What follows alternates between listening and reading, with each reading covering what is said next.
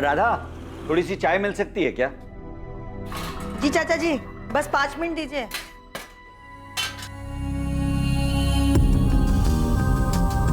संतोष, जरा फोन तो लगाना, सीमा कहाँ पहुंची? ये देखता हूँ। माँ को ऐसा लगता है जो सीमा दीदी बोलेंगी वो मैं मान लूंगी। मैं बच्ची नहीं हूँ सुमन, मुझे अपने सही गलत की पहचान है। लेकिन नम्रता, तुम्हारे मम्मी पापा मेरी मम्मी और बाकी सब लोगों की तरह वही मानेंगे जो सीमा बुआ कहेंगी। आने दो, देखते हैं क्या बोलती हैं। हेलो सीमा, कहाँ पर हो? सब लोग वेट कर रहे हैं तुम्हारा।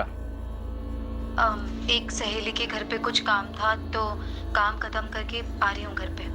कहाँ पर हो तुम? रास्ते में हूँ मैं तुम्हें। हेलो हेलो सीमा, हेलो। चाचा जी, सीमा रास्ते में ही है, पहुंच रही है। नम्रता के सिर पर जो भूत सवार है ना, बस सीमा ही उसे उतार सकती है, देखना। लो वैशाली। नम्रता को समझाते समझाते थक गई हूँ मैं। नम्रता समझदार है, बस थोड़ी सी बहक गई है। आप चिंता मत करिए, सीमा आएगी, उससे अच्छे से बात करेगी और उसे समझा देगी और उसे सही रास्ता भी दिखा देगी। चाची, प्रिया को लेने मुझे स्कूल जाना है। अगर 2:30 बजे तक सीमा दीदी नहीं आई तो मैं निकल जाऊंगी।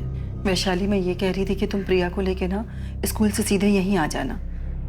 वो क्या है कि तुम्हारी भी जरूरत पड़ेगी मुझे। कोशिश करूंगी चाची, सीमा दीदी समझा देगी नम्रता को। आप चिंता मत करो, नम्रता बात मान लेगी सीमा दीदी की। चर्चा में आने वाला मामला नम्रता अग्रवाल से संबंधित था और परिवार की यह मीटिंग 2 रात पहले ही तय हुई थी जब नम्रता के पिता शिव प्रसाद अग्रवाल ने सीमा साहू को कॉल किया। प्रणाम चाचा जी, कैसे हैं आप? मैं ठीक हूँ सीमा बेटा। परसों मैं और तुम्हारी चाची यहाँ बल्लीपुर से नम्रता को लेकर भोपाल आ रहे हैं। तुम टाइम निकाल कर रखना बेटा। चाचा जी, आप नम्रता को फोन दीजिए, मैं फोन पर बात करती हूँ उससे। ना बेटा, नम्रता थोड़ी अड़ियल हो गई है, तुम सामने बैठकर ही उसे समझाना। ठीक है चाचा जी, आप लोग आ जाइए। हम लोग राधा के घर पर आएंगे, तुम भी वहीं आ जाना दोपहर तक। ठीक है, मैं आ जाऊंगी। वैशाली को भी वहीं बुलाएं। ठीक है, प्रणाम। चाचा जी चाहते हैं कि मैं नम्रता से बात करूं। हाँ, तुम बात कर लो सीमा, लेकिन मेरे ख्याल से उनके फैमिली मैटर में ज्यादा दखल मत देना तुम। उनका फैमिली मैटर, फैमिली तो एक ही है ना यशवंत। अरे वो कजिन है मेरी, चाचा जी की बेटी है। लेकिन दूसरों के मामले में सलाह देने की एक हद होती है। सलाह दखल अंदाजी ना बन जाए, उसका ख्याल रखना चाहिए। ठीक है, मैं बात करूंगी नम्रता से, वो मेरी बात जरूर सुनेगी।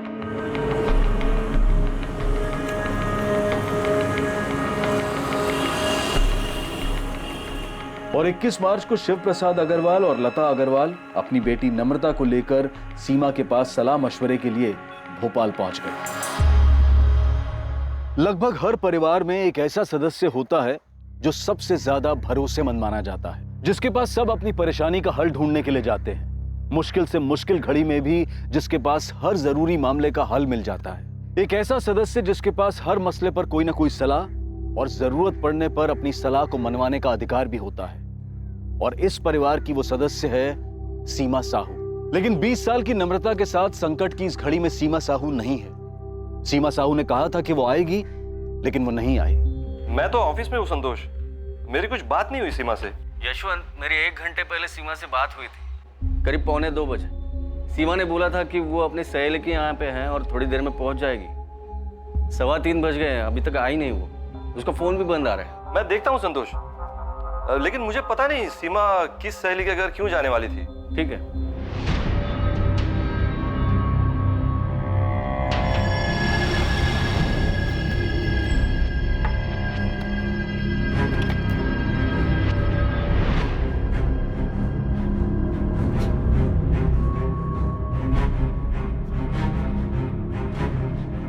हाँ राजेश, बेटा मम्मी घर पर है क्या?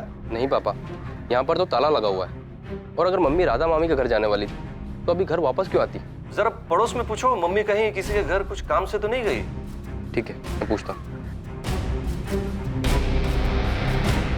सीमा कभी ऐसा तो करेगी नहीं।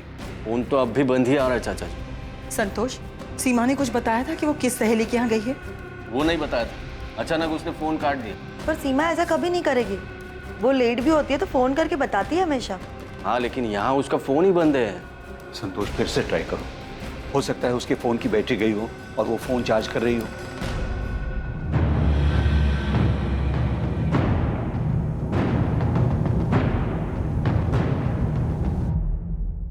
पांडे जी, हॉस्पिटल्स में चेक कराइए कि कहीं कोई एक्सीडेंट का केस वेस तो नहीं आया। सीमा साहू है ना नाम? जी, सीमा साहू, 39 साल। मैडम, मेरी वाइफ कभी ऐसा नहीं करती। वो कभी अपना फोन ऑफ नहीं रखती। मम्मी घर से 11 बजे निकली थी। मैंने पड़ोस में रहने वाली गायत्री आंटी से पता किया।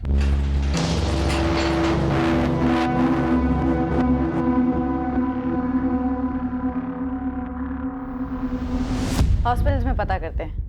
वैसे आपने बताया कि उन्होंने किसी संतोष को। जी, संतोष, वो सीमा के बड़े भाई के दोस्त हैं, घर वाले जैसे ही हैं। उन्होंने ही बात की थी। और उन्होंने बताया कि वो किसी सहेली के घर पर हैं। आपने वहां पता किया? कौन सी सहेली पता नहीं ना। सीमा के दोस्त हैं, वो तो हमारे मोहल्ले में ही रहते हैं। और मैडम, आज सीमा के चाचा जी खास बल्लीपुर से यहाँ आए थे सीमा को मिलने। उनकी मीटिंग तय थी। पर इसमें सीमा का इस तरह कहीं चले जाना। ठीक है, देखते हैं। वैसे हम कल तक वेट करके ही मिसिंग का FIR बना सकते हैं। आपकी वाइफ अडल्ट हैं। आप लोग अपनी तरफ से कोशिशें जारी रखिए। हो सकता है किसी के घर पर हो, पूछताछ करते रहिए। जी मैडम।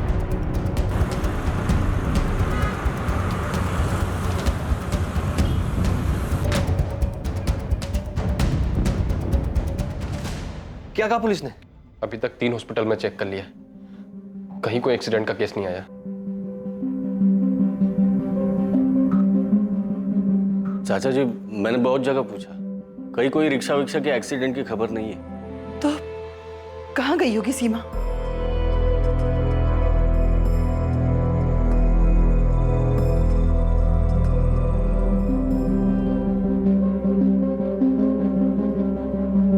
सुमन, ये नम्रता से तेरी बात हो रही थी? हाँ, बातें तो हो ही रही थी, लेकिन तुम ऐसे क्यों पूछ रही हो जैसे मुझे कुछ पता है कि सीमा बुआ कहाँ गई हैं? बेटा, मुझे लगता है नम्रता है ना, ये यहाँ अपने मन से नहीं आई थी सीमा से बात करने। चाचा चाची इसे जबरदस्ती लेकर आए हैं। अम्मा, तुम खुद नम्रता से क्यों नहीं पूछ लेती? उसे पता होगा कि सीमा बुआ यहाँ क्यों नहीं आई। लो देख लो, सीमा दीदी मुझे एडवाइस देने वाली थी, बात करने वाली थी, समझाने वाली थी, अब खुद ही रफू चक्कर हो गई।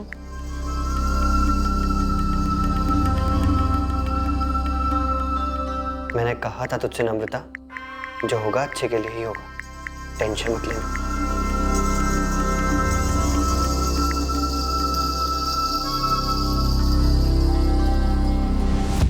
क्या कोई ऐसी बात है जिसकी वजह से वो अपने आप कहीं चली गई? ये क्या बात कर रहे हैं सर? सीमा अपने आप क्यों जाएगी? हाँ सर, सीमा दीदी अपने आप क्यों जाएगी? उनका परिवार है, पति है, बेटा है, हम सब हैं। सीमा हमारे परिवार की मुखिया जैसी है, सब सलाह लेते हैं उससे। वैशाली, ये जो आपकी कजन है नम्रता, इसका क्या माजरा? उससे क्या बात करनी थी? सीमा को क्या समझाना था उसे? फैमिली मैटर था। तो फिर जाइए और जाकर अपना फैमिली मैटर सॉल्व करिए। जब तक आप हमें पूरी बात नहीं बताएंगे, हम उसे ढूंढेंगे कैसे? सर, नम्रता के गांव बल्लीपुर में एक लड़का है, हिमांशु कनौजिया। नम्रता उससे शादी करना चाहती है।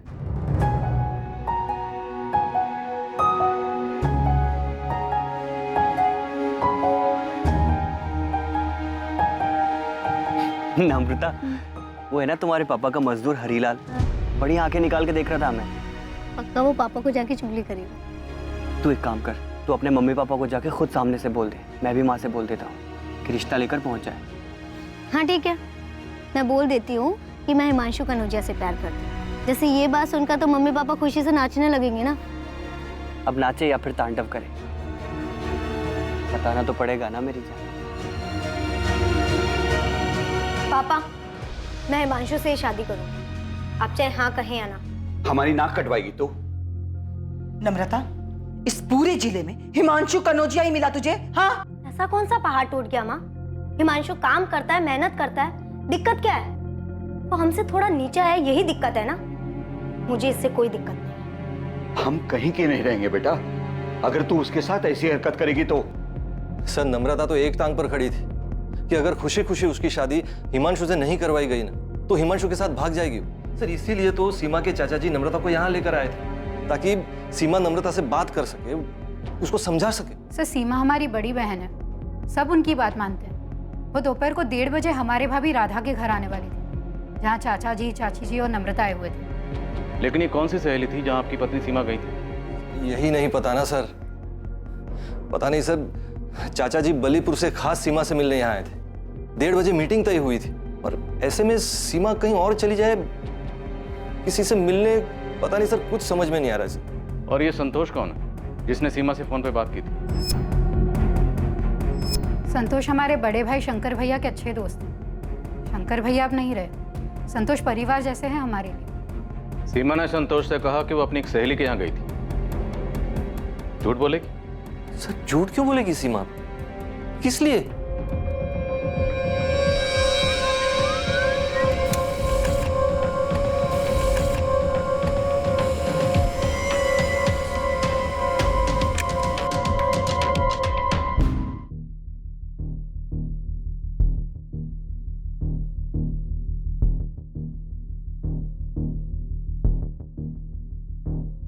सारे हॉस्पिटल चेक किए, एक्सीडेंट तो नहीं हुआ है। नॉर्मल नहीं है साहब ऐसे गायब होना। ये पक्का आप जो नम्रता बोल रहे हैं उसके कनेक्शन से कुछ हुआ होगा, क्योंकि घर की एक जिम्मेदार औरत जिस पे पूरे परिवार वाले अपने अहम फैसले लेने के लिए निर्भर करते हो, वो खुद से तो गायब नहीं हो सकती। नम्रता वाला एंगल हम चेक करेंगे। वहाँ बल्लीपुर में उसके बॉयफ्रेंड हिमांशु कन्नौजिया से भी बात करेंगे। ठीक है साहब, मैं पता करता हूँ।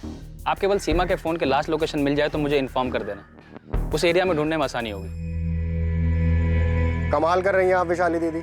और चाचा जी को भोपाल बुलाकर यहाँ सीमा दीदी बल्लीपुर क्यों आएगी? और अगर हमारे घर यहाँ आना होता उन्हें तो क्या बता के नहीं आएगी? मुकेश 3 दिन हो गए, सीमा दीदी का कुछ पता नहीं चल रहा। ऐसे कहाँ चली गई वो?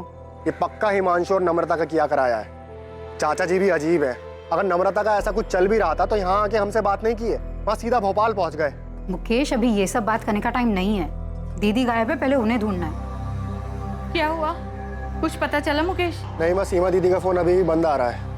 तंग आ गई होगी, हर किसी का प्रॉब्लम सुलझाते सुलझाते। तंग आ भी गई होगी तो क्या जीजा जी और राजेश को छोड़ के चली जाएंगी? बोलो। देखो अब कहाँ मिलती हैं, कहीं तो गई होगी। असलम कुछ नाश्ता बनाऊं? नहीं रहने दो, आज काम कुछ ज्यादा है। मेरी कोई जरूरत हो तो फोन कर लेना। ठीक है, मैं जीजा जी से मिलाती हूँ, परेशान होंगे वो लोग। ठीक है, मिला। मैं निकलता हूँ।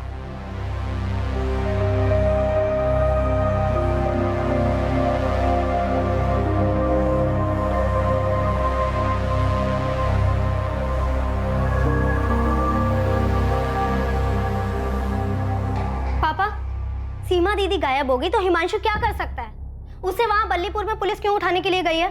नम्रता, भोपाल आने से पहले कुछ बात हुई थी सीमा से तुम्हारी? नहीं हुई थी। और मैं क्यों करूंगी बात? मुझे यहाँ पर जबरदस्ती बात करने के लिए बुलाया गया था, तो मैं उनसे सामने से क्यों करूंगी बात? नम्रता, कहीं तुमने और हिमांशु ने तो कुछ नहीं किया? हाँ पापा, मैंने और हिमांशु दोनों ने मिलकर सीमा दीदी को गायब कर दिया, ताकि वो मुझसे कोई बात ना कर सके, मुझे अपना लेक्चर ना दे सके। बस सीमा दीदी खुद ही चली गई है यहाँ से।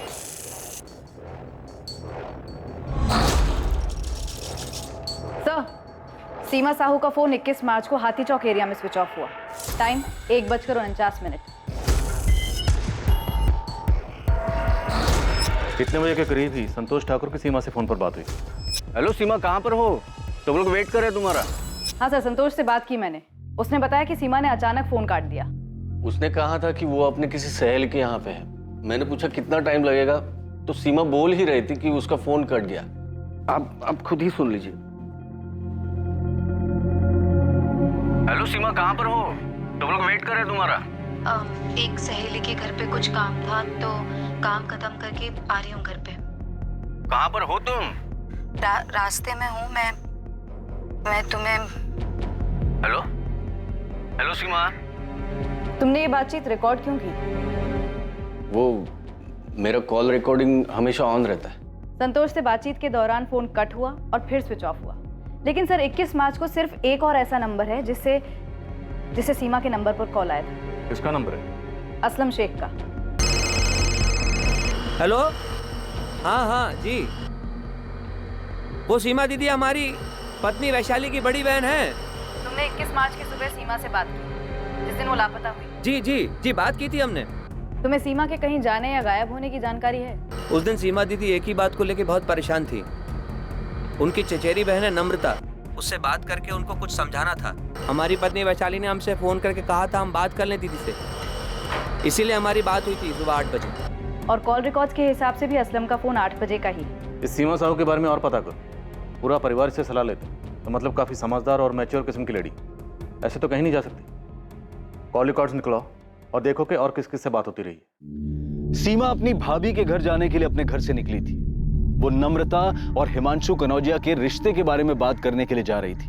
पूरे 4 दिन बीत चुके थे, लेकिन सीमा अब तक नहीं पहुंची थी। क्या सीमा का गायब होना सीमा को नम्रता और हिमांशु के रिश्ते में कोई भूमिका निभाने से रोकने की एक सोची समझी साजिश थी? हाँ सर, भोपाल जाने से पहले मेरी और नम्रता की बात हुई थी कि कैसे सीमा दीदी को समझाए कि वो नम्रता को ज्यादा ज्ञान ना बांटे, उल्टा उसके मम्मी पापा को समझाए। हम कुछ गलत नहीं कर रहे थे सर, उससे शादी करनी है हमको। तो देखा कि सीमा साहू को समझाना मुश्किल होगा, इसीलिए तुमने और नम्रता ने गलत रास्ता अपनाया। सीमा दीदी कुछ ज्यादा ही दखल अंदाजी करती हैं सबके लाइफ में, बड़ा जज समझती हैं अपने आप को। तू वैशाली दी से बात कर ले। मैंने वैशाली दीदी से भी बात की थी। अब तो मुझे सपोर्ट करो वैशाली दीदी, क्या सब कुछ सीमा दीदी के हुक्म से ही चलेगा? नम्रता, मैं कुछ भी बोलूं पर तुम्हारे पापा सिर्फ सीमा दीदी की बात सुनेंगे।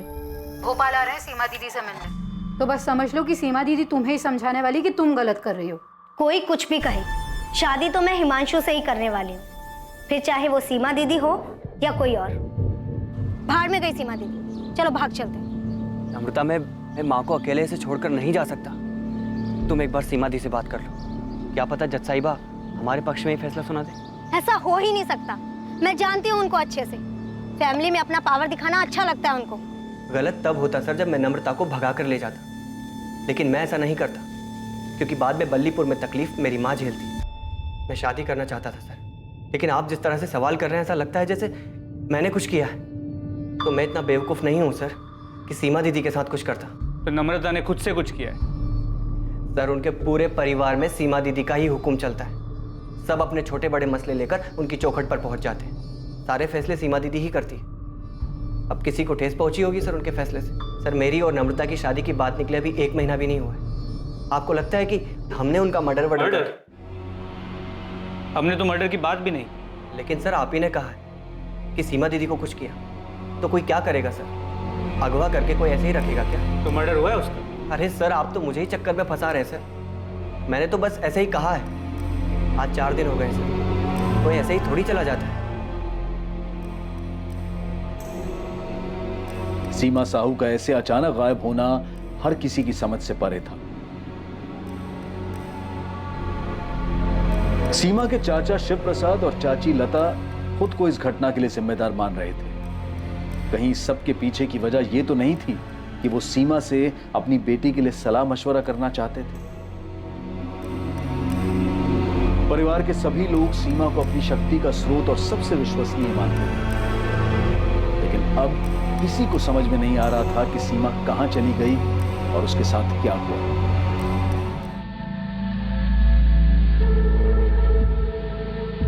हाँ, यही वो लेडी है, पक्का पक्का?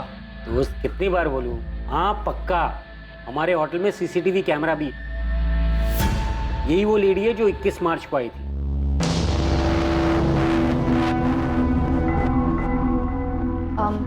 Room number 201, Mukhtar Syed. आपका नाम? सीमा साहब। 1 मिनट।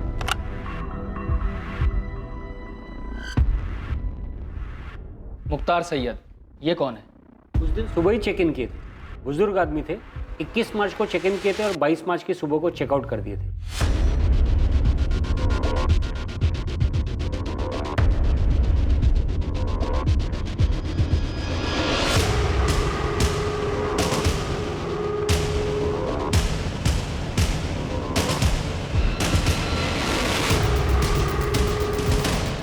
तो तो ये सीमा साहू रूम नंबर 201 में मुख्तार सैयद से मिलने गई थी। हाँ, मैंने ही मुख्तार जी से बात की थी और फिर इस लेडी को उनके कमरे में भेजा था।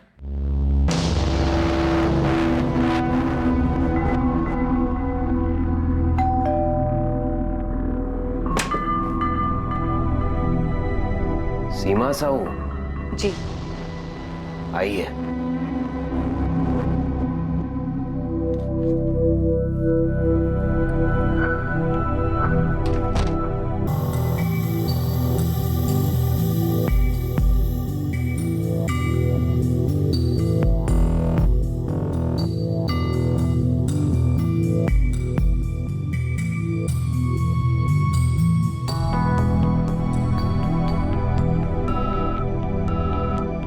ये रेड साइन होटल हाथी चौक पर है मैडम, जहां आपने कहा था कि सीमा साहू का फोन स्विच ऑफ हुआ है। लेकिन सीमा ये मुख्तार सैयद से मिलने क्यों गई थी? कौन है ये मुख्तार सैयद?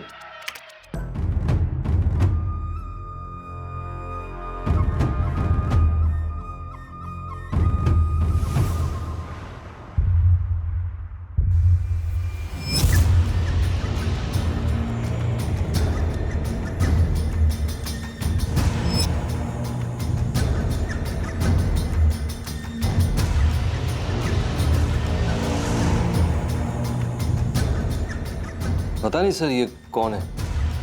हमें होटल के रिकॉर्ड से ये आधार कार्ड मिला है। अगर ये आधार कार्ड असली है तो हम इसकी बाकी डिटेल्स निकलवाएंगे। और आप इस तस्वीर को देखिए, ये कोई बाबा किस्म का आदमी लगता है। क्या सीमा किसी बाबा से मिली थी?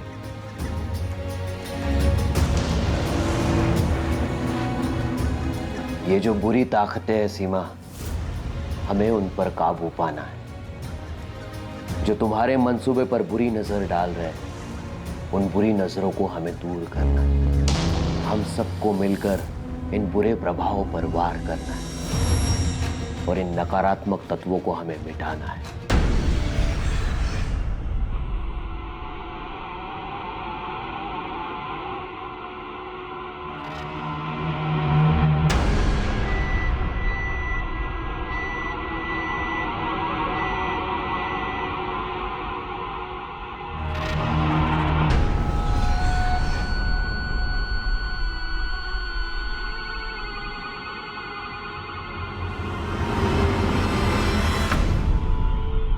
क्या इससे वो सारी बुरी शक्तियां खत्म हो जाएंगी जो आसपास मंडरा रही हैं? सब कुछ खत्म हो जाएगा, धीरे धीरे सब कुछ खत्म हो जाएगा।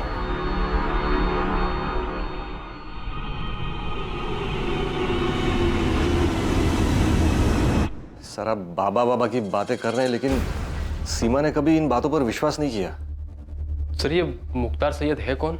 राजेश, सब कुछ तुम्हारे सामने है। तुम्हारी माँ कहाँ गई थी, किससे मिलने गई थी? सर जो आप आदमी दिखा रहे थे मुख्तार सैयद, सर ये तो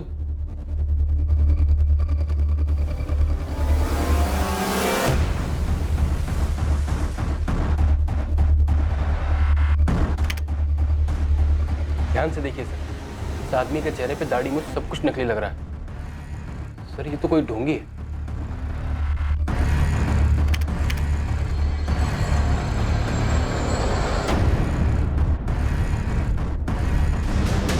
सही कह रहे हो राजेश, इसकी दाढ़ी मूंछ नकली लग रही है। पर इस तरह के आदमी से मिलने के लिए तुम्हारी माँ क्यों गई होगी?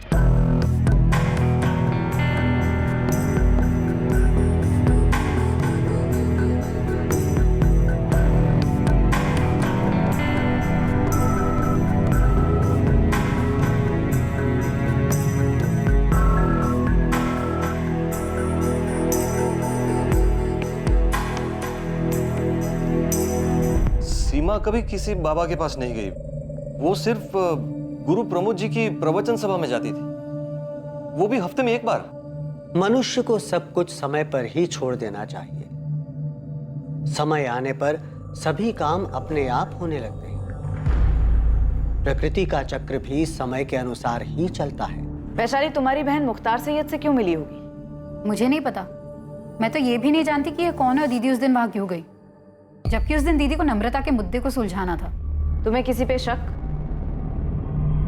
हम गुरु प्रमोद जी से तो बात करेंगे ही, पर क्या कोई ऐसा है जिस पर आपको शक हो? क्योंकि आपकी पत्नी सीमा को देखकर ऐसा लग रहा है जैसे वो कुछ ठीक नहीं है। ये देखिए।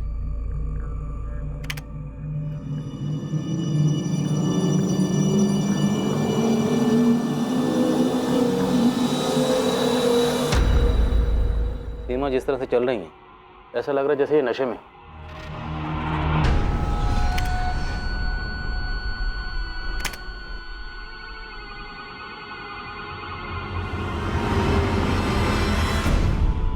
हाँ सर, लग तो रहा है कि नशे में। ऐसा लगता है जैसे इन्हें कुछ दिया गया हो।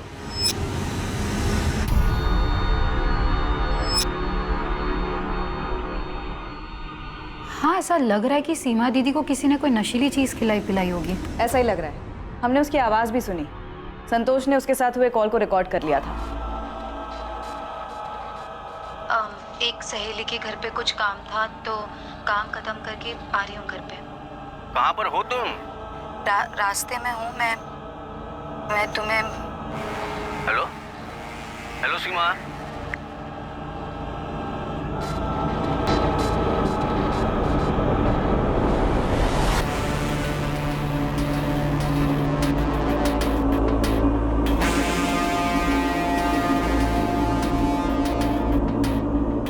रास्ते में हूँ मैं तुम्हें।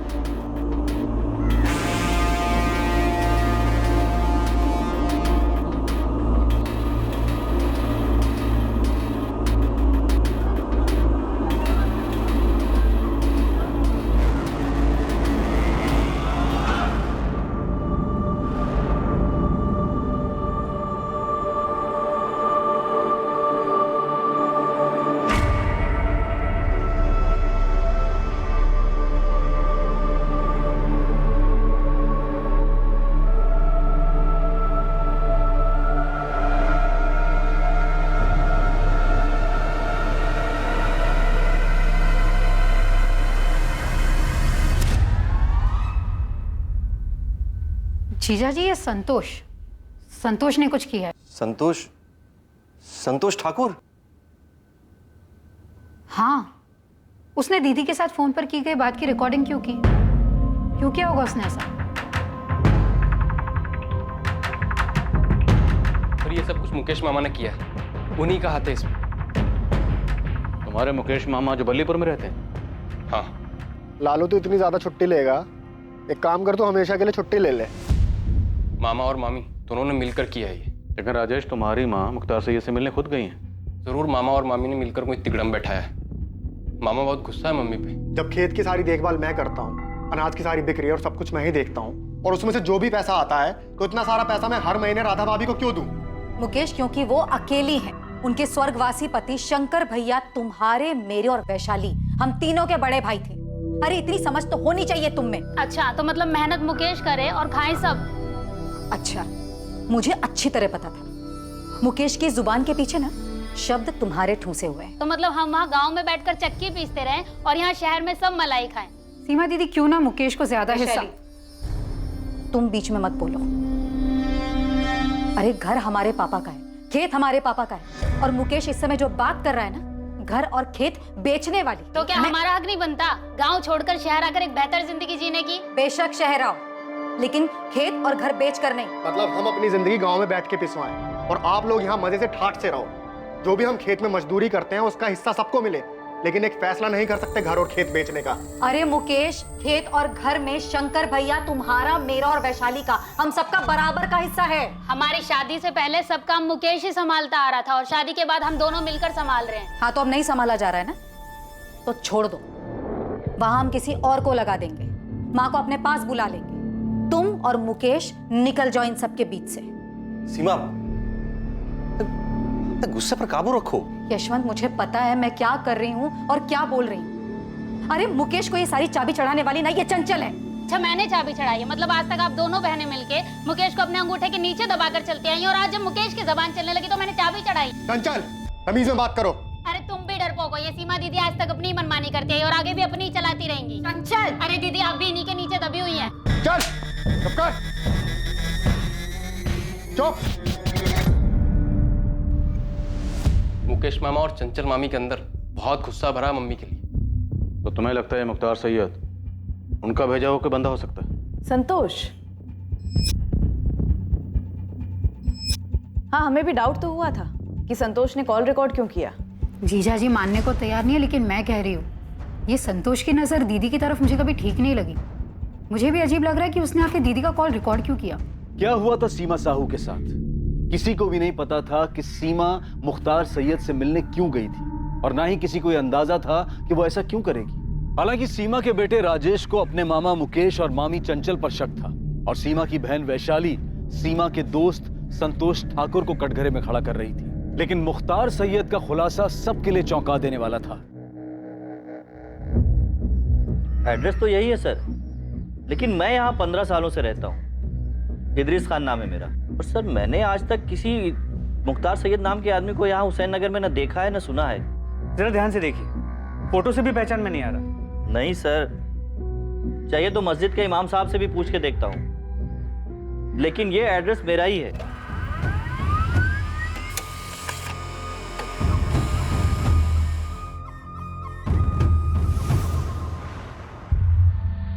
सर ये आधार कार्ड फर्जी है।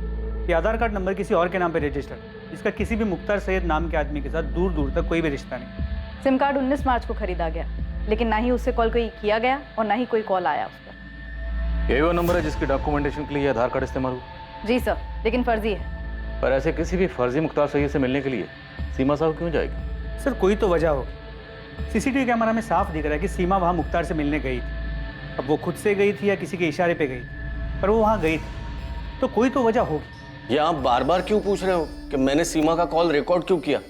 क्योंकि सीमा के फोन पर आखिरी कॉल तुमने किया था 21 मार्च 1:45 पर। और ये महज इत्तेफाक नहीं है कि सीमा गायब है, वो नशे में लग रही है और तुमने कॉल रिकॉर्ड किया। क्यों? सर मेरे फोन में कॉल रिकॉर्डर हमेशा ऑन रहता है सर। इससे पहले सब लोगों के कॉल रिकॉर्ड हुए हैं सर, मैं आपको दिखाता हूँ। तुम ये बताओ कि तुम्हारा रिकॉर्डर ऑन क्यों रहता है? सर मेरा प्रॉपर्टी डीलिंग का बिजनेस है। कभी कभी फोन पर कोई धमकी देता है, इसलिए अपने सेफ्टी के लिए मैं रिकॉर्ड कर लेता हूँ। और सर मैं सीमा के बड़े भाई का जिगरी दोस्त रहा हूँ। उसके फैमिली के साथ मेरा अपने फैमिली जैसा रिश्ता है। और सीमा, उसके साथ तुम्हारा कैसा रिश्ता है? अब आप ये वाहियात इल्जाम मुझे पर लगाएंगे? ये आप लोग संतोष जी से ऐसे भद्दे सवाल कैसे पूछ सकते हैं और उन पे इल्जाम कैसे लगा सकते हैं? क्योंकि सीमा गायब हुई है, तुम्हारे स्वर्गवासी पति की छोटी बहन। तो सीमा के गायब होने में संतोष जी का कैसे हाथ हो सकता है? तो फिर किसका हो सकता है, आप ही बता दीजिए। मुझे क्या पता, हो सकता है नम्रता जिससे शादी करना चाहती है उस लड़के का हाथ हो। वैसे भी नम्रता बहुत चिड़ी हुई थी और उसने मेरी बेटी सुमन को भी बताया। क्या बताया था? मैं तो कहती हूँ अच्छा है सीमा दीदी कहीं बिजी हो जाए और यहाँ पर आए ही ना। इससे तुम्हारी प्रॉब्लम सॉल्व हो जाएगी। अरे बात करो ना उनसे। नहीं करनी मुझे उनसे बात। क्यों हर फैसला सब लोग उनसे पूछ कर लेते हैं? अब मैं 20 साल की हो गई हूँ, मैं अपने सही गलत के फैसले खुद ले सकती हूँ। नम्रता ऐसा कह रही थी, पर अम्मा क्या नम्रता उस हिमांशु के साथ मिलकर ऐसा कुछ करेगी कि बुआ? देखिए संतोष जी भले आदमी हैं और हमारे परिवार को अपना परिवार मानते हैं। हमें पूरा शक है कि सीमा के गायब होने में किसी अपने का ही हाथ है, इसलिए पूछताछ तो हम सबसे करेंगे राधा जी। और अब तो FIR भी बन चुका है। संतोष जी भले आदमी हैं और हमारे परिवार को अपना परिवार मानते हैं। हमें पूरा शक है कि सीमा के गायब होने में किसी अपने का ही हाथ है, इसलिए पूछताछ तो हम सबसे करेंगे राधा जी। और अब तो FIR भी बन चुका है।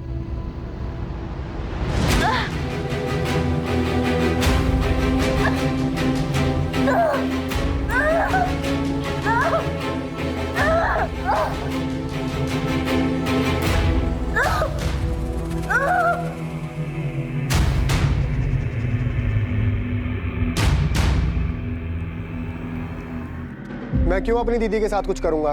तूने जो कुछ भी किया है उसकी वजह है तेरे पास मुकेश। अरे आप लोग क्या बात कर रहे हैं? मुकेश तो अपनी दीदी के सामने भीगी बिल्ली बनकर रहता है। तो तुम सबसे आंख मिला के बात करती हो? हाँ करती हूँ, और आपसे भी करूंगी अगर आप लोग हम पर गलत आरोप लगाएंगे तो। बट मेरी बेटी कहाँ है? कहाँ चली गई वो?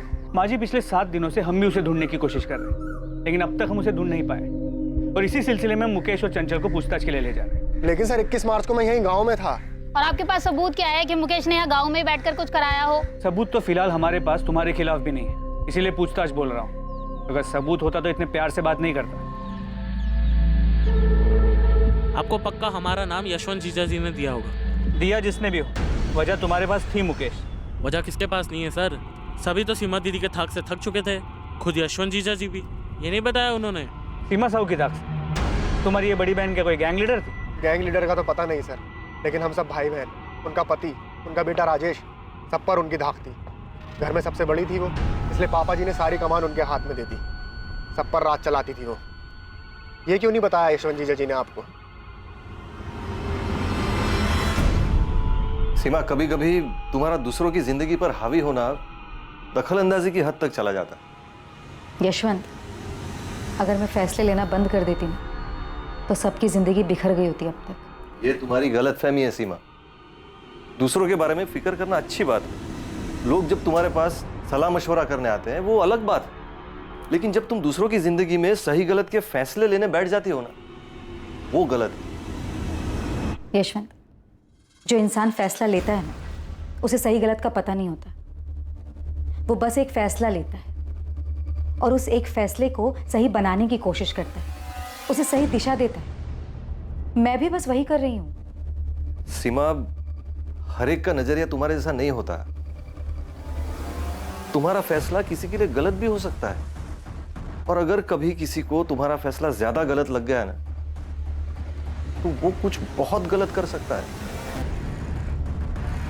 और सिर्फ जीजा जी ही क्यों, उनका बेटा राजेश, वो भी चिढ़ता है अपनी माँ से। मम्मी, मैं 18 साल का हो चुका हूँ। मेरे फोन में और मेरा बैग में ताक झाक करना बंद करो। मुझसे इस तरह से बात करने की हिम्मत कैसे हुई तेरी? तो क्या करूं मम्मी? मैं दूसरों की तरह तुम्हें अपनी जिंदगी के फैसले नहीं लेने दे सकता। सॉरी मम्मी, ये मेरी जिंदगी और इसे मैं अपने हिसाब से जीना चाहता हूँ। प्लीज मुझे जीने दो। वैशाली, अब तू मुकेश की तरफदारी करना बंद कर और अपना घर संभाल, ठीक है? तुम समझती क्या हो अपने आप को दीदी? किसी भी बात पे मुझे ही ताना मारोगी? वैशाली, तुम्हें सही गलत की परख नहीं है। हाँ हाँ, भगवान ने हमारे हिस्से की भी सही गलत की समझ तुम्हें ही दी है। तुम जीजा जी को तो कुछ बोलने देती हो नहीं, और यहाँ मुझे लेक्चर देती हो कि मैं अपना घर संभालूं। सीमा, मुझे चेक मिला, लेकिन हर महीने तुम जितना भेजती हो उससे ज्यादा है इस बार। हाँ भाभी। अच्छा, सुमन को जो एक्स्ट्रा क्लासेस ज्वाइन करनी थी ना उसके कोर्स के लिए, उसे ज्वाइन करने दीजिए। हमारी सुमन पढ़ाई में बहुत अच्छी है भाभी, और शंकर भैया भी तो चाहते थे ना उसे खूब पढ़ाना। सीमा, कितना ख्याल रखती हो तुम हमारा। हमारी हर छोटी से छोटी बात तुम्हें याद है। और सिर्फ मैं नहीं, आप भी हर छोटी से छोटी चीजों का ध्यान रखती हैं, और सिर्फ मेरी नहीं, पूरे परिवार की।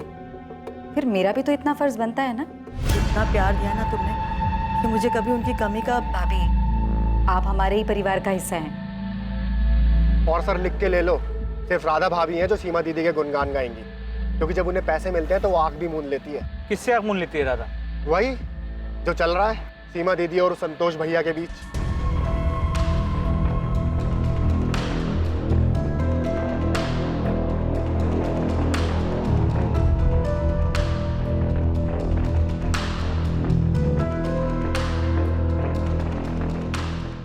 पेंटो, मुझे किसी भी सूरत में ये इन्फॉर्मेशन चाहिए कि सीमा साहू इस मुख्तार सैयद से मिलने होटल क्यों गई। ठीक है साहब, मैं पता करता हूँ, लेकिन आप एक बार असलम शेख से भी पूछताछ करो साहब।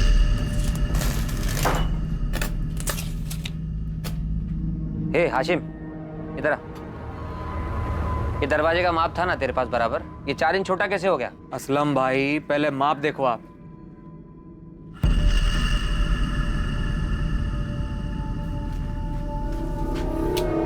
ये शमशेर ने यही माप दिया था। ए हाशिम, क्या कुछ भी? मुझ पे क्यों इल्जाम लगा रहा है? क्या है शमशेर ये? तूने माप ही गलत लिया है। बताओ।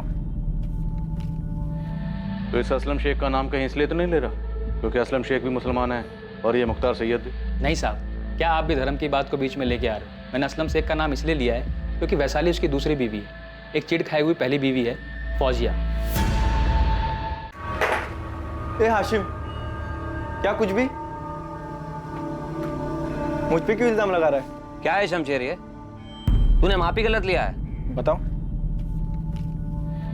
तो इस असलम शेख का नाम कहीं इसलिए तो नहीं ले रहा क्योंकि असलम शेख भी मुसलमान है और ये मुख्तार सैयद भी? नहीं साहब, क्या आप भी धर्म की बात को बीच में लेके आ रहे हो? मैंने असलम शेख का नाम इसलिए लिया है क्योंकि वैशाली उसकी दूसरी बीवी है, एक चिढ़ खाई हुई पहली बीवी है फौजिया।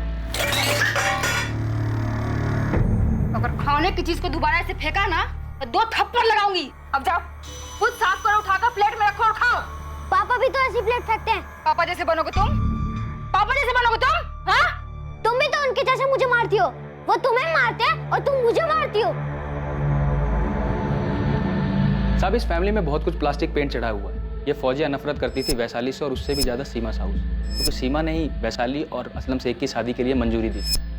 फौजिया के पति को घर से छीन के लेके आ गई थी। सर, 5 कांस्टेबल्स को हाथी चौक से लेकर राधा के घर और सीमा के घर तक 10 बार दौड़ा चुकी। इन दोनों इलाकों में किसी ने भी 21 मार्च के दिन सीमा को घर वापस आते या कहीं और देखे जाने की कोई जानकारी ही नहीं है। आज पूरे 7 दिन हो, वो इतने दिनों तक सीमा को छुपा के रखेगा? साहब ये लेडी परिवार के अंदर ही सबके रास्ते में आ रही। मुझे तो ऐसा लग रहा है किसी ने इसको रास्ते से हटाया।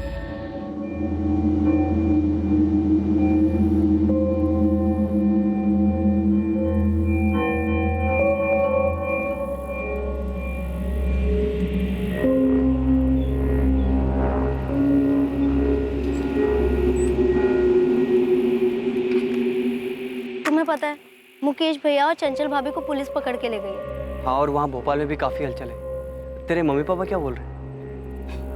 पूछ रहे हैं मुझसे बार बार कि कैसे मैंने सीमा दीदी को गायब कर दिया, जैसे मैंने कोई झाड़ फूक करके उनको अपने वश में कर लिया।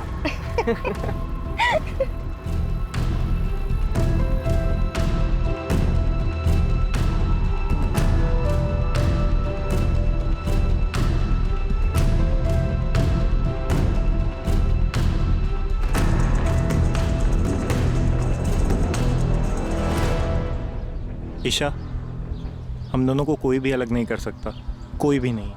राजेश, मैं तुमसे एक सीधी सी बात पूछना चाहती हूँ। अब हाँ, पूछो ना। तुमने अपनी माँ के साथ क्या किया?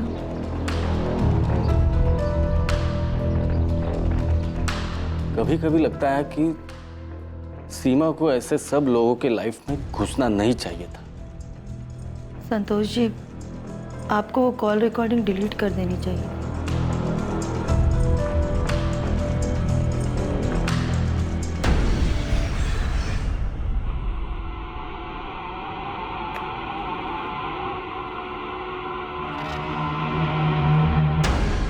ये तुम्हारी हर परेशानी को खत्म कर देगा सीमा। ये हर बुरे साये को मिटा देगा।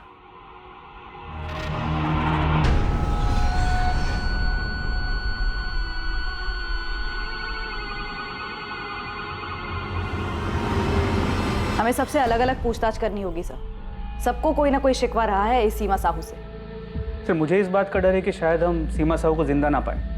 मुझे भी यही लग रहा है। ऐसा लगता है कि सीमा साहू को बुरी तरह से किसी जाल में फंसाया गया, और ये जाल उसके किसी अपने नहीं बिछाया। सीमा साहू एक दृढ़ महिला थी। वो ऐसी बिल्कुल नहीं थी कि इतनी आसानी से कोई गलत कदम उठाए और मुख्तार सैयद जैसे फर्जी आदमी से मिलने चली जाए। जी सर, बिल्कुल किसी अपने ने ही धोखा दिया है सीमा को, या फिर ये भी हो सकता है कि सारे अपनों ने मिलकर साजिश रची ताकि हमें कोई सुराग ना मिले। वाह मुकेश, पुलिस की गाड़ी में तो तुम्हारे तेवर ही कुछ अलग थे। तुमने तो सारा चिट्ठा ही खोल दिया सबका। तुम्हें लगता है पुलिस हमारा भरोसा करेगी?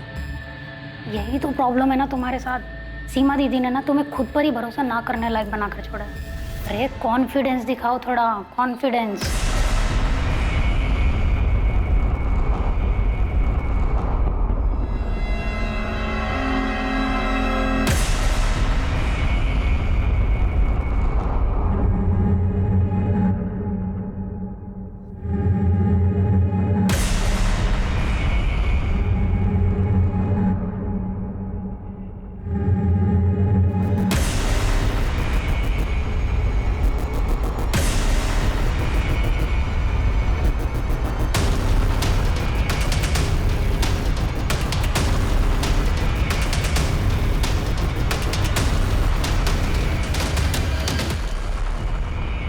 जब परिवार में सब लोग एक दूसरे से खुश होते हैं तो उसे एक आदर्श परिवार माना जाता है।